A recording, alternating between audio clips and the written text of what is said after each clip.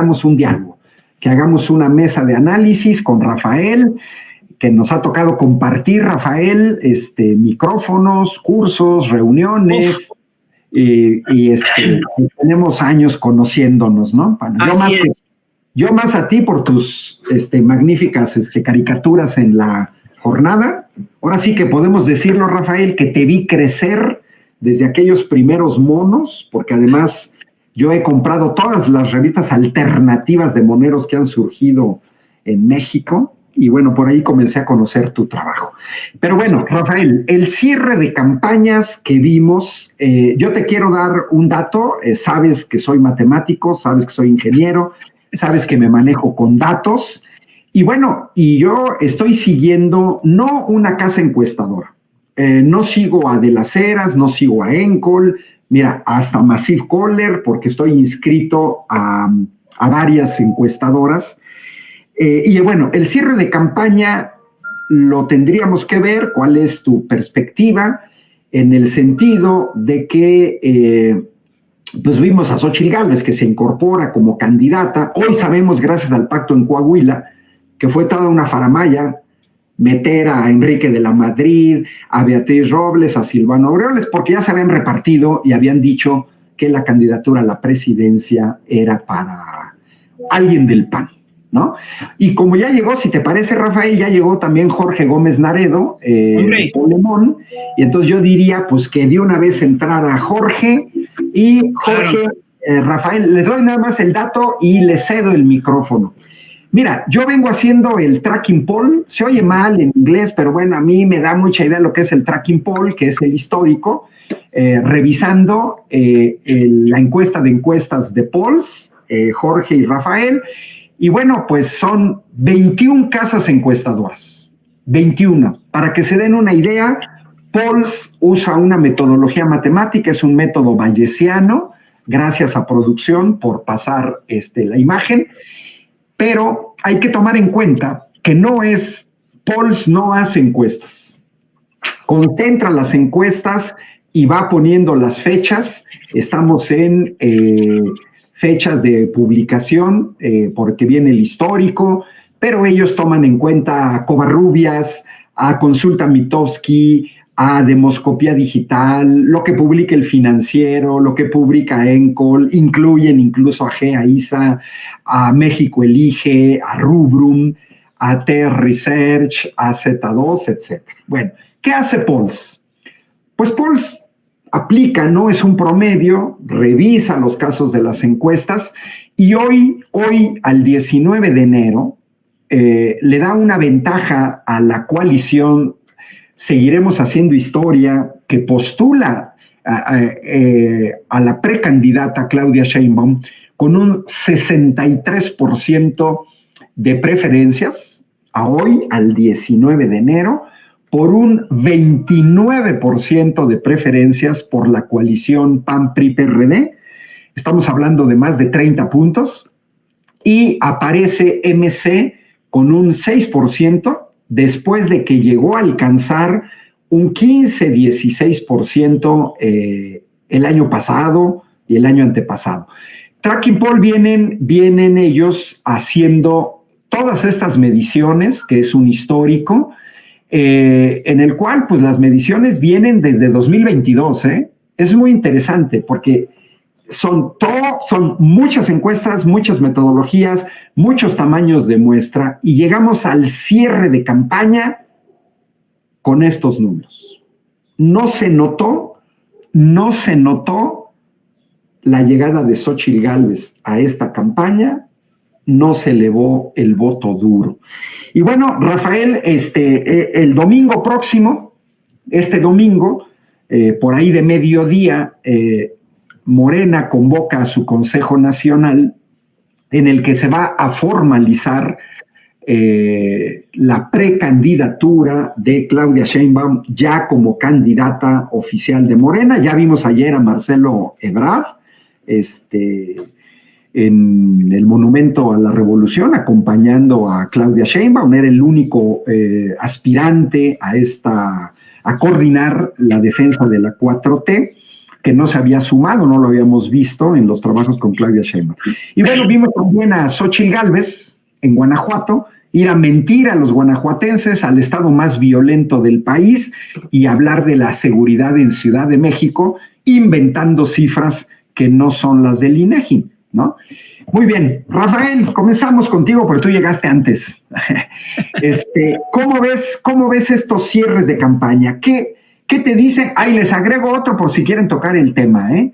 Ya vimos a Erubiel Ávila poniéndose el chaleco del Partido Verde, el ex gobernador del Estado de México, renunciando a su militancia en el PRI, a su larga militancia en el PRI, y Erubiel Ávila no es cualquiera, es el ex gobernador del estado más poblado del país.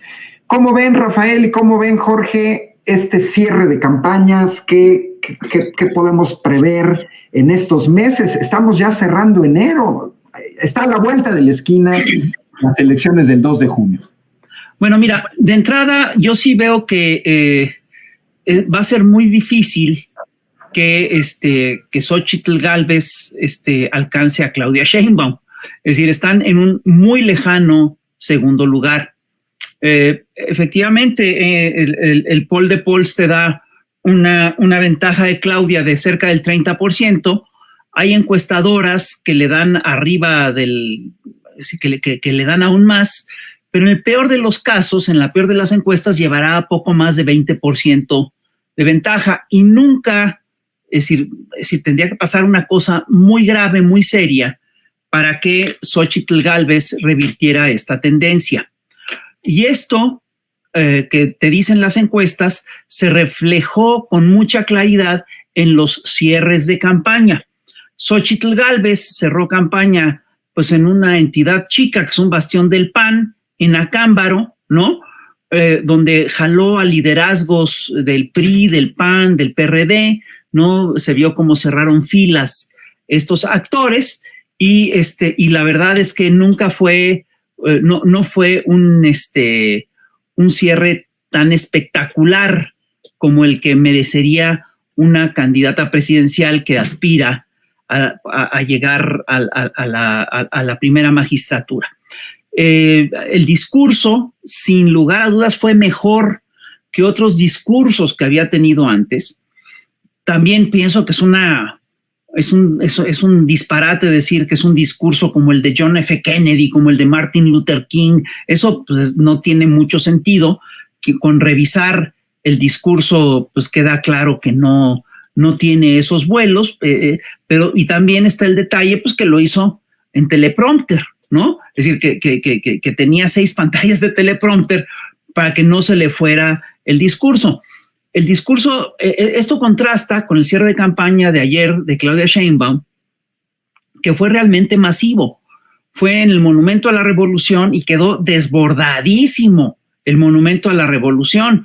Es decir, las calles aledañas estaban saturadas. Es decir, hubo un radio de gente que efectivamente pues llenó el Monumento a la Revolución y bueno, pues las calles de al lado. Fue una marea humana muy importante. Y ahí también hubo un cierre de filas. Es decir, no solamente estuvieron los candidatos de la encuesta interna, estuvieron todos ahí. Es decir, la novedad es que estuvo además también Marcelo Ebrard, lo que te habla efectivamente de un esfuerzo de cerrar filas adentro del partido, te habla de la intención de hacer un proceso unificado, te habla de que Morena no se desbarató, ¿no? Cosa que es muy importante en estos procesos. Y lo que quiero decirte es que el discurso de Claudia a mí me pareció muy bueno. Es un discurso que contrasta con el de Xóchitl Gálvez, porque Xóchitl Gálvez dice, vamos a hacer...